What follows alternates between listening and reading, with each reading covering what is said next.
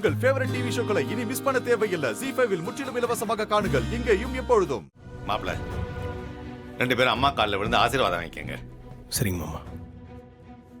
ரேவதி, உன்னையே தான் சொல்றேன், அத்தை கிட்ட ஆசீர்வாதம் வாங்கிக்க. நல்லா இருங்க, எழுந்துருங்க. 100 வருஷம் ஆரோக்கியமா இருக்கணும். வாங்க மேடம், உட்காருங்க.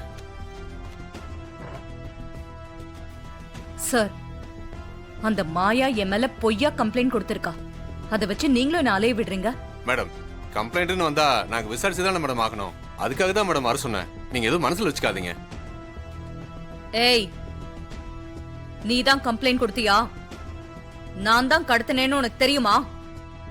தேவையில்லாம என்ன போலீஸ் ஸ்டேஷன் வரைக்கும் இழுத்து விடுறியா? இல்ல, எனக்கு உங்க மேலதான் டவுட்டா இருக்கு. நீங்க தான் எங்கேயோ கடத்தி கொண்டு போய் வச்சிருக்கணும். அதான் கல்யாணமும் நீங்க நினைச்ச மாதிரி நடந்துருச்சுல, அவனை விட்டுருங்க. நாங்க எங்கேயாவது போய் பொழிச்சுக்கிறோம். இன்ஸ்பெக்டர், இவ என்னமோ நான் கடத்தின மாதிரி சொல்லிக்கிட்டு இருக்கா. இவ ஏதோ உள்நோக்கத்தோட பேசுறா. அவன் காணாம போனதுக்கும் எனக்கும் எந்த சம்பந்தமும் இல்ல. சும்மா வேணும்னே பழிய போட்டுக்கிட்டு இருக்கா. என் பொண்ணுக்கு அவனை நிச்சயம் பண்ணிட்டு நானே அவனை ஏன் கடத்தணும்? யோசிச்சு பாருங்க. மண்டபத்தை விட்டு அவனாதான் ஓடி போயிருக்கணும். அவன் ஏன் ஓடுனா, எங்க ஓடுனான்னு நீங்க தான் கண்டுபிடிக்கணும். தேடுற மேடம், எல்லா இடத்துலயும் அலர்ட் பண்ணி அவர் தேட சொல்ற மேடம். இத பாருங்க, அவனால என் பொண்ணு கல்யாணத்துல எவ்வளவு குழப்பம் நடந்துருச்சுன்னு தெரியுமா? என் பொண்ணு எவ்வளவு மன உளைச்சலுக்கு ஆளானான்னு எனக்கு தான் தெரியும். இதுக்கெல்லாம் இவ கொழுந்தனும் என்ன சொல்ல போறாங்க? இல்ல, இவங்க அதையும் இதையும் பேசி தன் மேல தப்பு இல்லங்கிற மாதிரி எஸ்கேப் ஆக பாக்குறாங்க. மா, நீங்க கொஞ்சம் பேசாம இருங்கம்மா. அப்போ உங்களுக்கும் மகேஷ் காணாம போனதுக்கு எந்த சம்பந்தம் இல்லைன்னு சொல்றீங்களா மேடம்? இதுதான் சார் நான் ஆரம்பத்துல இருந்தே சொல்லிக்கிட்டு இருக்கேன். நீங்க அவனை கண்டுபிடிச்சா நானும் சந்தோஷப்படுவேன். சரி, நீங்க கிளம்புங்க மேடம், நான் பாத்துக்கிறேன். சார், என்ன சார் அவங்கள போக சொல்றீங்க? அவங்கள நல்லா விசாரிச்சா கண்டிப்பா உண்மை வெளியே வரும் சார். மா, விசாரிக்கிறத பத்தி நீங்க எனக்கு பாடம் எடுக்க வேண்டாம். என்ன பண்ணணும், எப்படி விசாரிக்கணும்னு எனக்கு தெரியும். மேடம், நீங்க கிளம்புங்க மேடம், நான் பாத்துக்கிறேன். சார், இந்த கேஸ் விஷயமா நீங்க எப்ப என்ன உதவி வேணாலும் என்ன கேளுங்க. நான் செய்ய தயாரா இருக்கேன். ஓகே மேடம், வரேன் சார். நீங்க கிளம்புங்க, நான் பாத்துக்கிறேன்.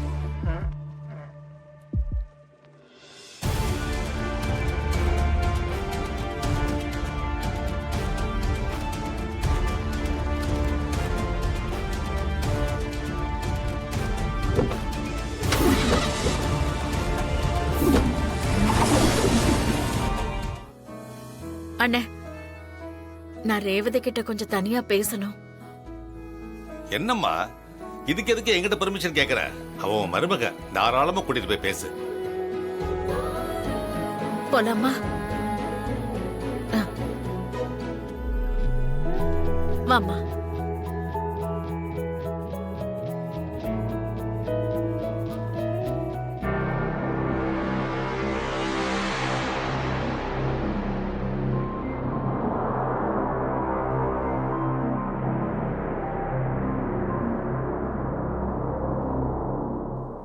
இத பாருமா, உன் சூழ்நிலை எனக்கு நல்லாவே புரியுது.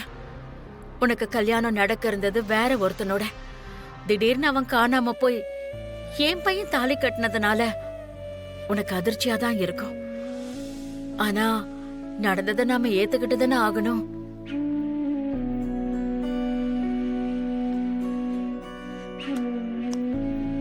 என் பையன் ரொம்ப நல்லவம்மா. அவன் உனக்கு நல்ல புருஷனா இருப்பான். காலம் முழுக்க உன்னை கண் கலங்காம வச்சுப்பான். இங்க பாருங்க, உங்க மேல எனக்கு மரியாதை இருக்கு. அதுக்காக நீங்க சொல்ற எல்லாத்தையும் நான் ஏத்துக்க மாட்டேன். உங்க பிள்ளையோட யோகிதைய பத்தி எனக்கு தெரியும். அவருக்கு நீங்க சர்டிபிகேட் கொடுக்க வேண்டாம். அவர் யாரு, எப்படிப்பட்டவர்னு எல்லாமே எனக்கே தெரியும். எங்க வீட்டுக்கு நல்லது செய்யற மாதிரி நடிச்சு எங்க அம்மா மனசுல இடம் பிடிச்சு அவர் என்ன சொன்னாலும் எங்க அம்மா கேக்குற மாதிரி பண்ணிட்டாரு. இந்த கல்யாணத்திலயும் மாப்பிளைய போய் கடத்தி வச்சுட்டு எங்க அம்மா கிட்ட பேசி சம்மதிக்க வச்சு என் கழுத்துல தாலி கட்டிட்டாரு. இது எவ்வளவு பெரிய துரோகம். இல்லம்மா, நீ நினைக்கிற மாதிரி எல்லாம் எதுவும் நடந்திருக்காது. சந்தர்ப்ப சூழ்நிலையாலதான் உன் கழுத்துல தாலி கட்டியிருப்பான். அவன் என்னைக்கும் உனக்கு மனசார துரோகம் நினைச்சவன் இல்ல. அவரு உங்க புள்ள, நீங்க அப்படித்தானே சொல்லுவீங்க. என்ன மாமா பேச போனவங்களை இன்னும் காணோம்? அத்தை வேற வந்துட்டாங்கன்னா என்ன பண்றது? அவங்க வர்றதுக்குள்ள உங்க தங்கச்சியை பேக் பண்ணி அனுப்பிச்சாதான் நாம நிம்மதியா இருக்க முடியும். அதுக்கு என்ன பண்றது மாப்ள?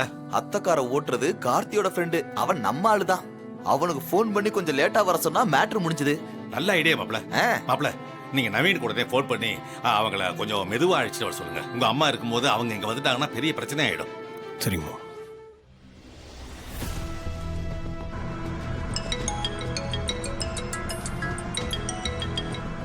ஹலோ. டேய் நவீன், நான் காமிச்சிக்காத. இப்போ எங்க இருக்க? டிரைவிங்ல இருக்கேன். சரி, வீட்டுக்கு வரப்போ கொஞ்சம் லேட்டாக வரணும். என்னாச்சு? காரணம்லாம் கேட்டுட்டு இருக்காத. நீ எப்படியாவது சமாளிச்சு கொஞ்சம் லேட்டாக வர்றதுக்கு பாரு. Okay done. ம், என்ன மாப்ள சொன்னா? சொல்லிட்டு மாமா, லேட்டாக தான் வருவான், பிரச்சனை இல்லை. அப்பா, இப்பதான் நிம்மதியா இருக்கு.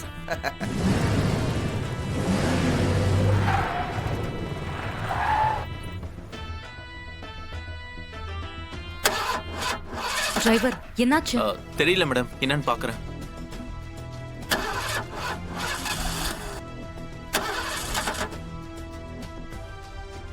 என்னாச்சு?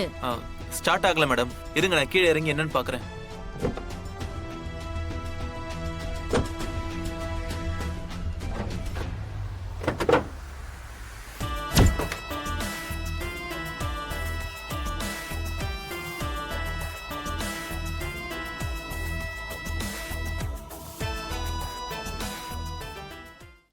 ரேவதி, நீ இன்னைக்கு என் பையனை புரிஞ்சுக்கலனாலும் என்னைக்காவது ஒரு நாள் நீ அவனை புரிஞ்சுப்ப. அந்த நம்பிக்கை எனக்கு இருக்கு. கடவுள் அருளால நீங்க 2 பேரும் கூடிய சீக்கிரம் ஒன்னா சேர்ந்து சந்தோஷமா வாழ்வீங்க.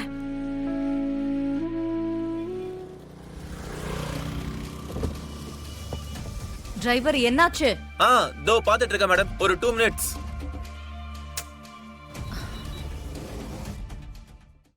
நான் வரேம்மா.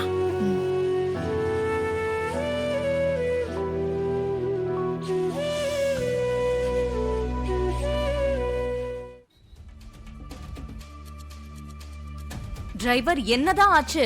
அதோ ready madam, ready madam. Okay.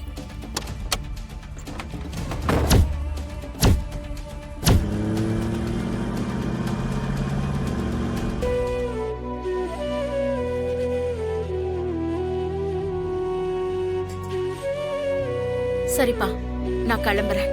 பார்த்து நடந்துக்கோப்பா. ரேவதி கோவப்பட்டாலும் நீ அமைதியா இருந்து அவளுக்கு எல்லாத்தையும் புரிய வைக்கணும். சரிங்கம்மா. ஜீ5 ஆப்பை டவுன்லோட் செய்து அனைத்து எபிசோடுகளையும் இலவசமாக பாருங்க.